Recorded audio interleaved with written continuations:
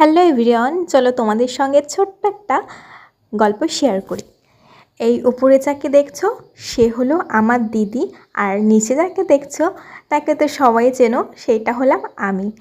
আর আমি চলে এসেছি কোয়ার্টারে, আর দিদি এখন মাম্মামকে স্কুলে দিয়ে স্কুলের বাইরে বসে আছে। তো দুজনে মিলে গল্প করছিলাম ভিডিও কলে। তো আমি চা খাচ্ছিলাম।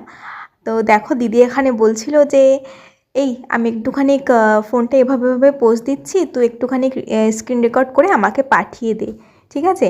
মানে ও আগে কখনো ভিডিও করতো না, মানে ভিডিও করা পছন্দই করতো না ও আগে, ঠিক আছে। আর আমি ওকে 1-2 দিন বলেছি তুই ভিডিও কর। এমনকি আমার দাদা, মানে আমার দিদির হাজব্যান্ড, আমি দাদাই বলি, তো দাদা ওকে বলেছে সবাই ভিডিও করে তুমিও ভিডিও করো।